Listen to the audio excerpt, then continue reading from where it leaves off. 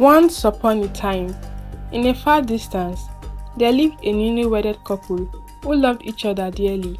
After a year, they gave birth to a very beautiful girl named Idera.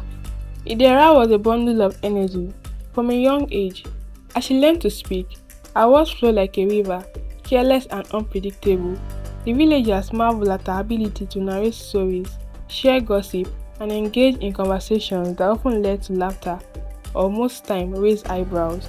From the bustling marketplace to the serene riverbanks, Idera's voice echoed through the village. She had a way of turning the simplest events into captivating tales. However, her talkativeness earned her a reputation for trouble. She once spread a rumor that the king's youngest wife, Arike, had a secret affair with a man. The rumor spread and reached the king himself, who was furious and ordered his wife to be thrown into the dungeon. The man who Idera thought was Arike's lover was her cousin who lived in the next village, and they do see each other without the king's knowledge because the king and her cousin were not in good terms. After several days, Arike's cousin came and the matter was resolved. The king felt bad as he took a rather rash and irrational decision. He ordered the person who spread such rumor. It was no other than Idera. She was brought to him and she instantly denied ever saying such a thing. Everyone knew she was the one, but there was no evidence to prove she was guilty. The king pardoned her. On several occasions, people complained to her parents on how Idera's talkativeness caused them a lot. Her parents sat her down and spoke to her. Idera, your gift of word is a powerful tool, but it can be a double-edged sword, her mother said. Your words have consequences, my child. They can bring joy and laughter, but they can also bring pain and suffering. But mother, can't I say whatever I see, she said. Yes, you can, but not what you haven't confirmed to be true, or what does not concern you, her mother said. Okay, mother, I have heard you, she promised. For some time, Idera tried her best to conceal her behavior, but the proverb that says, a person's true character is like a smoke, no matter how well hidden it may be, it will eventually be revealed by the wind. Idera grew up to be a very pretty girl. She had two friends named Bingbe and Abeni. The trio were birds of the same feather, and they undeniably flocked together. These three girls were the nightmare of the village. Everyone stayed away from them. Parents warned their children not to befriend them.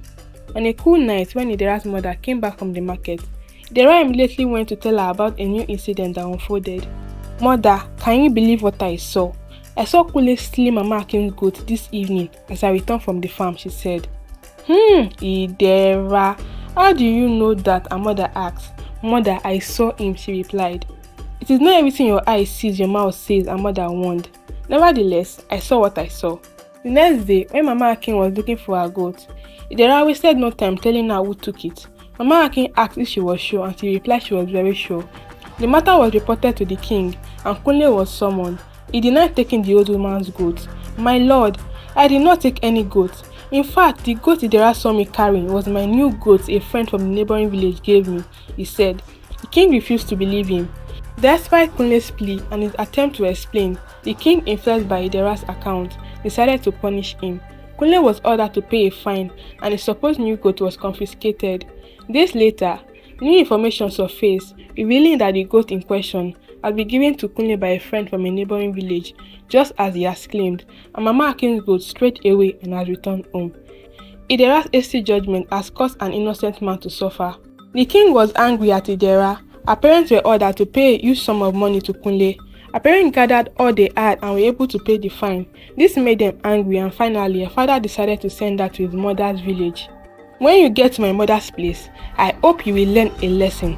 I can't put on with this your character, her father said angrily. Idera, who was happy to leave her village and explore a new place, was not bothered. The following week, she packed her luggage and set out to her grandma's village. On getting there, she instantly blended in. She made a new set of friends that had the same agenda and passion like her. They were the terror of the town and people feared them. They were different from the one in her village, as they do collect money from people so they can keep short. Idera found this amazing. She never knew her mouth would get her money. Grandma, can you believe how much I made today just from talking? And you want me to keep short? She said as she counted her money in front of her grandmother. Idera, this money you are collecting won't be able to save you when you get into trouble, her grandmother warned, but she did not adhere to her warning. It happened that day, as Idera was on her way to the stream, she saw a woman burying a piece of cloth under the ground. As the woman saw her, she gave her money to keep short. As she was coming back, he saw another woman pacing around that same place. She asked the woman what was wrong.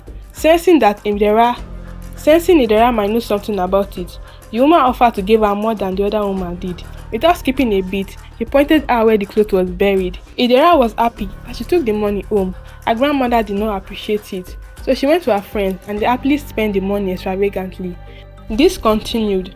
On one fateful day, Idera and her friends set out to stroll when they heard sudden noise from the bush. It was the prince of the village and the priest's son fighting over a trivial matter. The girls hid in the bush and overheard the two boys argue. Soon, the priest's son came out from the bush and headed home. The girls went to see why the prince hadn't left the bush. To their surprise, they met his lifeless body. "What? Remy has killed Prince Adedimeji!" Idera exclaimed. "Shh!"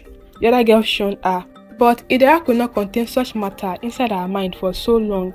Despite the other girls' warning to pretend like she did not see anything, Idera went home that night and was restless. The next morning, she heard wails of people and it was confirmed that the prince was dead. The whole village was in shock. Who could have done this? People asked. And Idera proudly said, "I know the person, it was Remy, the priest's son." "Ah, are you sure?" the people asked. And she said she was sure she saw when he killed the prince. The news spread and it got to the king himself.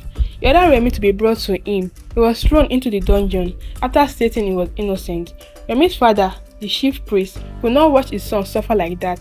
So he cast a spell so the doer of such evil will confess. And it happened that the next day, the junior wife of the king started feeling uneasy and she confessed that it was her who sent men to kill the prince as she wanted to make her son the heir to the throne. The people she sent were also in hiding when the incident of Prince Adedimeji and Remy unfolded, so they used the opportunity to kill him. This turn of events made the king angry and he ordered Idera to be brought to him. At first, he tried to deny, but the witnesses stood their ground. The priest cast a spell on her to not be able to talk again after she was banished from her grandmother's village.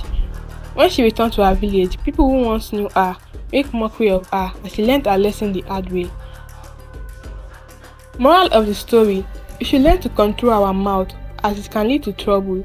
Also, we should not make judgment without getting the root of the matter as it can implicate others who most times do not know anything about it.